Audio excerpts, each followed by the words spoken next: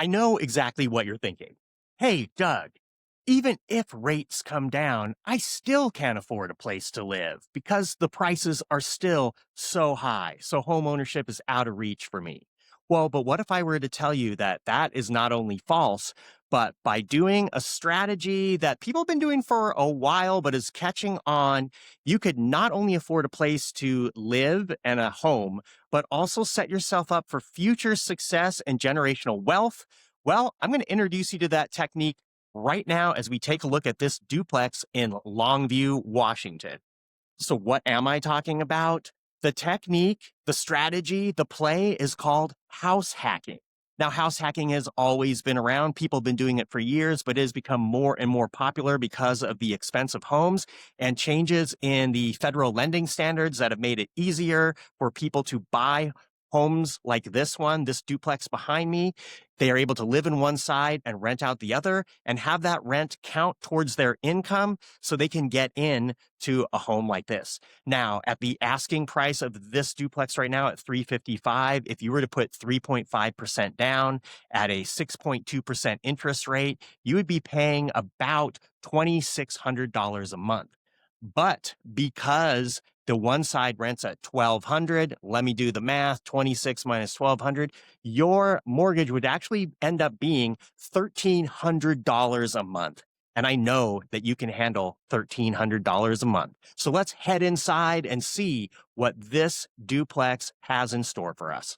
Just going to give you a little bit of vibe of the neighborhood. Very quiet neighborhood so far. Some multifamily across the street. Generally, their sidewalks, which I'm a big fan of, typically very centrally located. And all these homes look, they're older, but they look fairly well maintained. And so that's a good sign.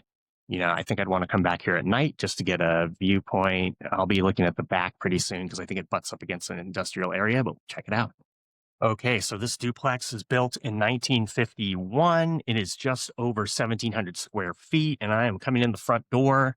And so looking here, so each unit should be around 850 square feet. Got some carpet here that looks newer. A little bit of the paint looks like it's in pretty decent condition. I got a fireplace here. The living area seems fairly roomy. And then it comes into this little dining area here. The heat here is wall heating, which I kind of like for this size of a building because it uses the electricity, and Washington has some pretty inexpensive electricity. So that's a positive. And then you go right into the kitchen. I actually like the kitchen here. Very nice. The flooring looks kind of updated. Kitchen counters are clean. I mean, the cabinets are outdated, but again, clean and functional. I actually like the size of this kitchen. It's got a fair amount of counter space here. And then it comes into this utility room here where the washer and dryer would go, as well as the water heater you can see and some storage. Let's go take a look. We're coming through here. And well, there we go. More carpet in here. I wish the flooring was something other than carpet. This was something that I would personally replace, but there's a hallway here. Looks like there's some storage and a closet here. Great. Nice big closet. Pretty nice for storage, perhaps. This little mini closet here. I like that. Very clean, very nice place here. I mean, obviously it needs a little bit of help here with the flooring. Could use some paint. Let's take a look at the bathroom.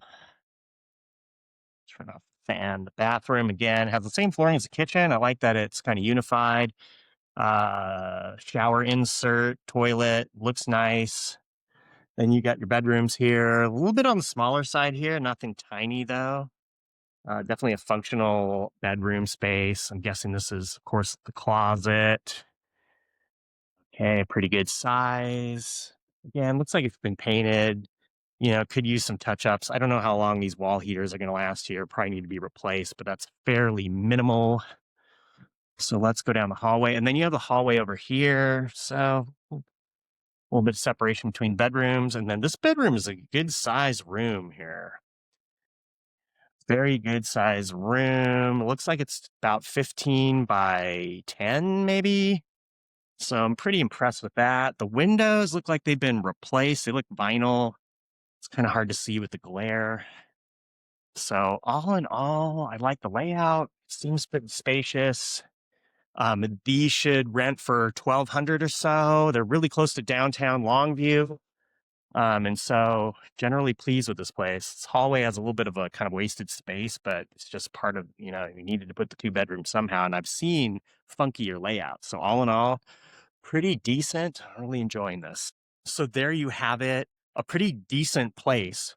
Definitely needs a little bit of updating, but really there's not a lot that you need to do right away. And this represents a house hacking opportunity that can get you into home ownership by still leaving you with a lot of room to run, because you're actually, with the tenant paying $1,200 a month, you're only paying around $1,300 a month to own this place. And when you save up the down payment for your next home, you're able to keep this place as a rental, thus building incredible wealth, generational wealth for you and your family. What do you think? Would you buy a home like this in Longview? This duplex that's going for $355 right now is the asking price. Let me know in the comments. And if you are looking to buy a home like this and get started on your journey of home ownership and investing in generational wealth, feel free to click the link to schedule a 100% no pressure chat with me about how you can get into a home just like this. See you on the next video.